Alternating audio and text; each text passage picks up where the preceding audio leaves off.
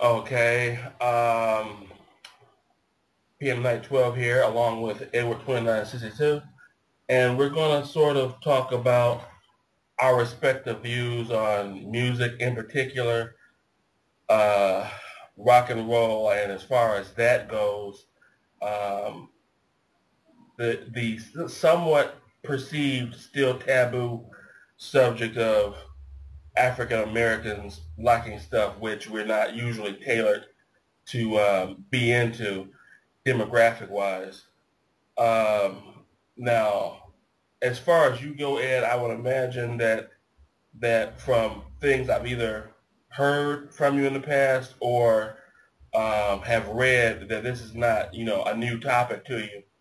So we might be covering some things you've already touched on, but I think some of the things probably bear repeating. Uh, Okay. so the first thing that I guess I would ask is, um, as an I guess as an African American youth, where many of us come up in terms of listening to what our peers listen to and all that kind of jazz. Um, what was it that first sparked an interest in you as far as music that we're not typically known to be into? If I didn't state that clearly enough. Okay. Um, let's see here. Well, it was like I'm just trying to kind of plot it out in a way that makes sense. It was more a case of okay, growing up, being with your family and stuff like that, listening to what they would listen to, which was mostly like, old R&B, stuff like that. But at the time, I kind of lived in this near suburb that at when we first moved in was probably a predominantly white neighborhood, and by the time I had left, it was a predominantly black neighborhood. Not that one thing has not that that's the reason or whatever, but so it's coming up, listening to all this R&B music in the house, but at the same time, there were local radio stations that played like what eventually become known as like classic rock and stuff like that. I think what kind of so I was always aware of stuff like the Rolling Stones and the Beatles and stuff like that. I would think Even from an early age, man. yeah, yeah. I mean, yeah, yeah. I mean, even from being like whatever, 10, 11, 12 years old or whatever. Um, I think what tipped it into being more into what people would consider some form of rock or hard rock or anything like that was, kind of being friends with people who were actually into more, I guess alternative things, being into kind of the more new wave type stuff that was coming up and so-called punk rock or whatever, and discovering rock music that way, and then going back and then trying to figure out where all that stuff came from, and and then discovering all the Led Zeppelins and the Black Sabbaths and the people like that, and then concurrently figuring out the timeline as far as like, okay, before you had that, you had, you know, um, Chuck Berry and whomever else, Chuck Berry, Fats Domino, Little Richard, and you had your Jimi Hendrix and so on and so forth. And Hmm. then speaking to older people who were around back in the time, speaking to older relatives and older people that you run into who were like, oh yeah, back in 1967, I used to listen to Jimi Hendrix and blah blah blah, and having my mom telling me stories about how her and one of her sisters used to have like Beatles wigs and stuff like that. So I Hmm. guess that's kind of the Cliff Notes version. Yeah. Well, I mean, I know that. Oh, I'm sorry. Go ahead. What were you going to say? oh, I was just gonna say it was never any like one particular thing or any one moment or any one artist or anything I heard.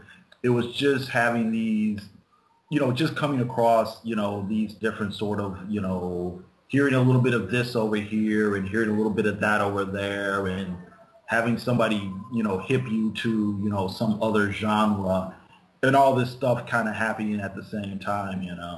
Hmm. Well, I know that for me, um, my experience was kind of like, like a number of things kind of converged at the same time. Okay. And my parents, their listening taste, I would say, is a little bit different than most other parents Hmm. um, um, that I would know personally. Hmm. Uh, in as much as I was a kid that was born later in my parents' lives, Mm. and uh, they didn't have me until they were in their 40s. Okay.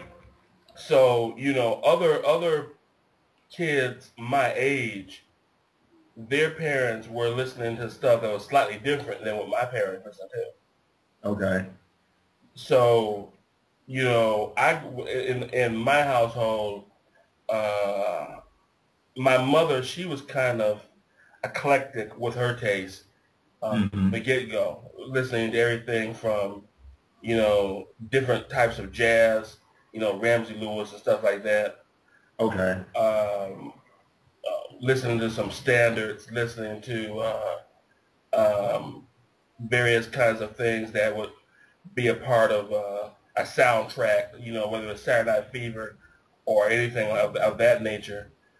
And my father, when he didn't listen to soul music of the day, he was listening more to blues. Okay. And a lot of my peers, their parents weren't listening to that much. Okay. So my father, he was always into stuff like ZZ Hill and excuse me, and BB King and folks like that. Right. Okay. And I think as a result of being into BB King, I think that was kind of like the tipping point for me as far as me liking guitar-oriented music. Okay. Now, of course, the school I went to was predominantly black. It was pretty much completely black in terms of the students, but the Hmm. the teaching people, they were all of different ethnicities and Hmm. whatnot. So as far as listening to what my peers were listening to, they were listening to pretty much what one would expect of that time period. Hmm. Whether it was the Jacksons or the Silvers or the Commodores or Minnie Riperton or whoever. Okay. Okay. But in terms of the convergence that happened, there was one time where I was probably coming home from doing some work with my dad, and I heard this blistering guitar come from an R&B song, Hmm. and I don't know which song it was, but the group, I'm about 99% certain, were the Isley Brothers. Oh, okay. And Ernie Isley, to me, beyond a shadow of a doubt, was R&B's answer to Jimi Hendrix, Okay. because he could just light that guitar up, figuratively Mm. speaking. Okay. Then I don't know if you remember a show called The Tomorrow Show. What, Tom Schneider? Yeah, Okay. Yeah, I do. he had a guest on, and the guest was Donna Summer, Okay. and she had did a song called Cold Love, and it was so unlike anything that one would think, this recently former disco queen would do. And it was a straight up pop rock tune. Did you hear me? Hmm. Yeah, it was a straight up pop rock tune, and Okay. um, at, at, at, at that same time, I was vibing to a movie I mentioned to you briefly in another video, was American Pop. Okay, sure. And, you know, that was my introduction into people like Bob Seger and Jimi Hendrix and stuff like that. Okay. So those three things, and a little bit later, checking out a TV show called Fridays, which was a bad take on Saturday Night Live. I remember that show. It was right, exactly. It was ABC's version of SNL. Yeah, and but they had on the Bus Boys, Okay, sure. and as I recall, the Bus Boys were probably the first group that I saw back in the day, where I thought to myself, "Oh, okay, we can do that stuff too," Right, right. you know. And I Hmm. mean, Jimi Hendrix was almost kind of an afterthought in a way. Because Uh-huh. it was like he had always been part of Americana in a way. Hmm. You know, it was just one of those things I think was kind of accepted. Hmm. But you know, seeing somebody else, you know, of color rock it out, you know, that was kind of the thing to vibe to if you could ever catch somebody on the radio or in concert doing it. And I guess that kind of brings up my next deal, which would be excluding Hendrix. Um, um, who had you been listening to, or who had you been starting to listen to, that it was like, okay, it was okay for us to pick up a guitar too, that kind of deal. Okay. Um, in let's see here. When you phrase it like that, I'm not sure I was thinking about it exactly in those terms at the time. Okay, But there was a punk rock band, you know, a hardcore punk band called Bad Brains. okay, I think they originally, you know, they were like very late '70s, early '80s, you know, basically punk rock band, you know, and they were kind of mixing it up with, you know, they were all Rastafarians at the same time, so they were somebody that were playing. Let's see here. I don't want to phrase this. They were playing something that was considered, you know, like you said, you know, hard rock and punk rock and stuff like that. It's something that was normally, you know, associated with, angry white kids or what have you, whatever. Now they were playing that style of music while being black at the same time. They were not only were they all people of color, they were also Rastafarians, you know. So mm-hmm. they're bringing in all their sort of reggae influences, the whole Rasta vibe and all that sort of thing. And, you know, and at the same time, putting little bits of like, you know, jazz guitar in there. And there's a little bit of funky bass and stuff like that in there. And at the same time, playing the kind of hardcore thrash stuff, you know, harder and faster than anybody else was doing it, and at the same time doing it with more musicality that anybody else was doing at the same time. So, Mm-hmm. uh, so in a way, they were a group that on one hand was playing, like you said, this style of music that's not really associated, at least in America, with people of color. They were able to do it as well, if not better, yet at the same time still maintain a certain amount of, for lack of a better word, blackness. Uh-huh. If that makes any sense, you know what I mean? Mm. Yeah, well, Yeah, yeah, in as much as it wasn't perceived by hardly anybody as being kind of whitewashed. right. You know what I mean? Mm. And at the same time, you know, you're doing something that was considered, you know, fringe music anyway. So, you know, why not? You know, why not go all the way with it? You know, why, why try to make it conform to, I guess, perceived stereotypes if you're already on the edge or whatever. I'll tell you something. There was a documentary called, it was called Another State of Mind. And basically it was this documentary following this one particular punk rock band, or a couple of them. There was let's see here. It was a group called Youth Brigade and another group called Social Distortion, and the film basically followed them around their tour and blah blah blah. And basically, by the end of the movie, you know, people leave the group and they kind of deconstruct, and they thought they were going to make some money, and they didn't make any money, and blah blah blah blah blah blah blah.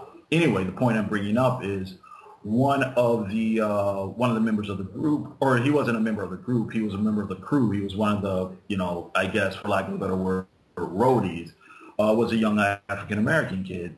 And, you know, somebody asked him point blank, you know, the filmmaker asked him something like, you know, well, you know what, you know, you're a black kid, you know, you're into this scene, but, you know, black kids are really the minority in this particular scene, you know, why would you, you know, want to put yourself out there like that? And he had said something to the effect of, well, listen, you know, where I live, you know, I get picked on anyway just for being black, you know, even if I was as clean cut as I could possibly be, you know, people are still going to give me a hard time. So why don't I just do what I want to do and try to be happy doing it, you know, as opposed to, you know, trying to fit in, not going to fit in, you know what I mean, not going to fit in, right, and still being miserable, you know. It's like if people are going to pick on me, I might as well do what I want, you know, since they're going to pick on me anyway. Mm-hmm. And, you know, and I thought that was there was a certain sense of a certain moment of I don't know if I want to say a moment of clarity, but there was something really not quite profound, but it was like, yeah, that makes complete sense, you know what I mean? Yeah. Why worry about what other people are going to say about, you know, who you are, what you do, and what you like, and so on and so forth, when they're going to give you a hard time anyway? You might as well be yourself and be into the things that you're into, and, you know, and take it from there, you know. Right. Well, I know. Let me throw this out at you. This isn't really springboarding from what you just said, but while my mind is on it, are you familiar with something? I believe it's called like the black-white phenomena. I'm not sure. Something being too black-white. Something like what? An idea? Or you mean like a person? Well. This is a term that I first came across when what's that offshoot of who sings "Rock the Casbah"? Oh, the Clash. Yeah, not them, but there's a member or two that made another group. And, Big Audio Dynamite. Big Audio Dynamite. And one of the critiques that was levied against them was that their music was too black-white, and the explanation was, you know, it was too black for white audiences and too white for black audiences. Oh, okay. And the to go from there, the thing that interested me, as far as that term goes. Do you remember Mother's Finest? You know what? I recognize the name, but Okay, they were pretty big. Well, they weren't big, but they were noticed in the 70s. Okay. And they kind of got a mixed audience. And part of it was because the song that they had that was a hit on R&B radio. Okay. They had a song, I think the song was called Love Changes. Okay. But their music as a whole was basically rock-based. Okay. So it was like on the indie circuit, they were known as rock and roll musicians. And so that's they drew from that pool of people. Mm-hmm. I guess you would say they were kind of like musical insiders. Mm-hmm. But the people that were listening on the radio knew them from that hit. Okay. So it was like two work. It was like they were integrated, but at the same time, it was still a clash. Okay. Because you had the people that were expecting the rock scene. When they heard this song, they didn't really know what to think about it. But then the black audience, when they heard everything other than the hit, they didn't know what to think about that. Sure, sure. So it was just one of those things that I found interesting. In my travels amongst listening to different kinds of music. Mm-hmm, mm-hmm. But I think having said that, that's kind of that whole sort of thing in the '70s where radio and kind of popular music kind of got really segregated. You know what I mean? Mm-hmm. I mean, you could say there was some sort of demographic segregation anyway, but still back in the '60s, you could still have white people buying Motown records, and it didn't seem like a weird thing. You know what I mean? You could still have a few black people being into things like the Rolling Stones or whatever, or Hendrix or whomever, you know what I mean? And it didn't seem odd, but I think and everything, and as long as you had a hit record, that hit record would get played on like top 40 radio and so on and so forth. But there was that whole kind of sense that things got a bit more regimented in the '70s, where you had so-called black music and so-called white music, and then you've got your jazz station, and then you've got your oldie station, and then you've got your top 40 station, and then you've got your easy listening station, then you've got your R&B station, then you've got your quote-unquote urban station, and then you've got your hard rock station. So I'm sure that kind of contributed to, like you said, the sort of conflict that mothers found themselves in. Yeah. Well, let me ask you in terms of pop culture, I guess.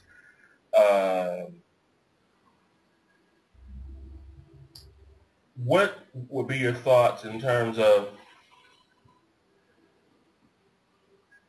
things that end up getting started up because somebody socially has a problem within the music industry, has a problem with a potential audience member because of there being a different color? Well, let me streamline that by saying,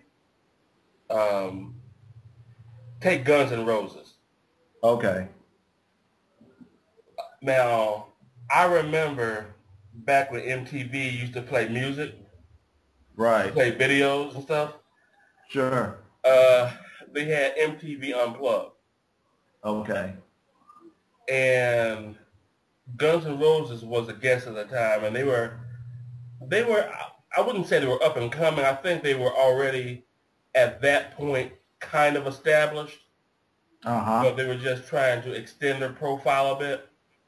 Sure. But anyway, I remember them playing a song called "One in a Million." Right. Okay. I know what you're talking about. Okay. Now, and it really caught me off guard hearing Axl Rose sing the lyric pretty much, "Police and niggers stay away from me." Right. And I think what ticked me off more so than that little song proclamation was him later on trying to clean it up. Okay. And I remember, because he was saying things like, well, what makes you think I was talking about black people when I said it? Right. I swear, I wish I could have gone through a TV screen and beat the hell out of him myself. Okay. Right. Because I'm down with freedom of speech. It was never that I didn't think that as a singer he had no right to say that. But I'm like, at least own it. You know, because I'm not one for getting tripped out on trigger words. Right, right. If someone says something and the language is a bit harsh, if it's a socially conscious song, I don't have a problem with it. Okay. Perry Farrell and Ice-T covered Sly and the Family Stones, "Don't Call Me Nigger Whitey." Right, right. I'm aware of that. Um, Yeah. I'm not sure the order on this particular song here, but John Lennon back in the day did a song called "The Nigger Is the Woman," or vice versa. Yeah, it's woman is the nigger of the world. Yeah, and stuff like that has a social vibe to it. I'm okay with. And even Axl Rose, as much as that song sickened me, I Mhm. didn't feel that he should be censored at all. But Okay. at the very least, at least own up to what it is you're saying. Uh, Thoughts? well, I'm sorry. No, I was just saying thoughts. Oh, okay. No, no, I remember. I know what you're talking about. I think that was coming from him backing off of it. Came was coming from a couple of things. I think, like you said, at that point they weren't like a struggling group or anything like that. They were pretty popular or whatever, and there were a number of people who did like Guns N' Roses, who were black, and even people who weren't black, had a problem with that. Let's see here. One line was police and niggers. The other line was immigrants and faggots. Okay. Hmm. So, of course, you use language like that. You're going to, draw a certain amount of criticism from, people in the public. At the same time, his lead guitarist, Slash, some people, don't know, but Slash is biracial. Slash is half black and half Jewish, you know what I mean? Hmm. So, and after the fact, after he left the group, he's talked about how him and the other people in the group, were used to argue with Axl among but dozens of other things that Axl would say or do, but about that song or whatever. But at that point, it was Axl's song, and he was the I don't know if I want to say leader of the group at that point, but he was the person that everybody pretty much deferred to in the group. Yeah, the driving And force. so, I'm sorry? No, I just said the driving force. Well, yeah, but from what I understand, yeah, the driving force. And what Axl says went, for whatever reason, Hmm. But, which eventually led to all the members one by one leaving the group, after they apparently got tired of his nonsense. But anyway, getting back to the point. So here it is, you've got a certain number of your audience, telling you, questioning you about, why you would do, this particular song with these lyrics. And then you've got guys in your own group saying, hey, maybe you went too far with that particular song. So I see why he, like you said, kind of backed off and said, started saying, like you said, well, a nigger doesn't have to be, a black person. Now if you want to get weird and historical about it, the origins of that word, did not mean, a black person. It meant, something like a lazy, ignorant person. On the other hand, we live in America, that is the slur that gets directed at people that look like you and I do. So, Hmm. of course, if you say Nigger, the first thing anybody's going to think is, a black person. You know what I mean? Well, They're not let, gonna, let, let, let me ask you this. Let me ask you this. When you first heard of this thing going around with Axl Rose, were you thinking that he was actually thinking of it in a bigger sense, or that No, he no, I was? didn't think that at all. No, Uh-huh. I didn't think that at all. That's my whole point. I mean, there's no way you can say that's what you thought. Being an American and living in America, or you even living in, the Western hemisphere of the world, that's what that term gets associated with. It Right. doesn't get associated with, I mean, it's like this, uh, In some places, a cigarette is a fag, okay? Right. But if I call somebody a fag, I'm not calling them a cigarette, am I? No. I You know, yeah. I understand what you're saying. So yeah, I see your point of, he should have at least owned up to, if you're going to say something like that, you should at least own up to it, and I totally understand what you're saying, but I also understand why he felt, oh, maybe I did cross a line, and that's why he probably tried to, kind of sidestep and back off a little bit, so. Yeah. Well, on a similar vibe, I don't know if you remember this. I've been trying to find it on YouTube and Google and whatnot, and I haven't had any luck. I'm about 99% certain again that I'm right on the group, and the group I'm talking about is Motley Crue. And I believe in Canada, if I'm not mistaken, Motley Crue was doing a concert, and the drummer, the one with Pamela Anderson, Tommy Lee, he practically, as I recall it, incited a riot, or almost incited a riot, because he felt that the guy that was doing the I don't know, the security or being the bouncer or whatever the guy was. Oh, okay. I think I know the story you're talking about, but am I right on the group? You're right on a group, but this is the way I heard it. I don't know if it was where it was, but this is what happened. It wasn't the drummer.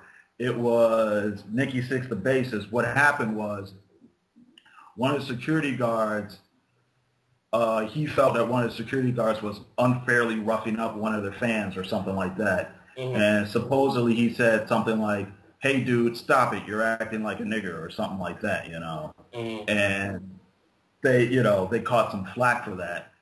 Now, from what I understand, I think they were able to escape that because right after that, he apologized in public, and supposedly they donated some money to the NAACP.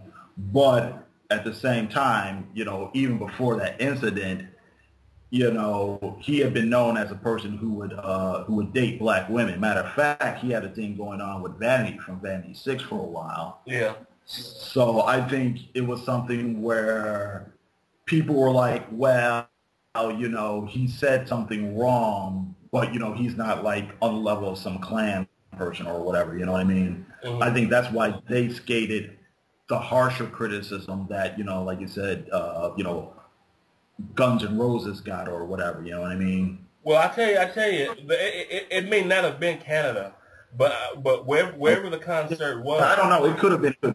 Mm-hmm. Wherever the concert was, I remember that apparently Nikki, they were like bleeping out a lot of the stuff that he was saying, mm-hmm. and you could tell that it was a lot of bad stuff. It was like curse word, racially incendiary word, curse word, racially incendiary word. And right. He was practically inviting people in the front row to come up and mess this guy up. And how this guy ended up getting away with hardly a mark on him, is for the theologians out there, is probably by the grace of God. But to me, even if the guy wasn't the most professional guy, you don't flare up a crowd. Mm-hmm. It's that old thing about starting.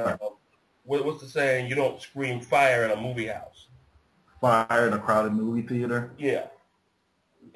I'm like they as far as professionally goes, they got away very luckily.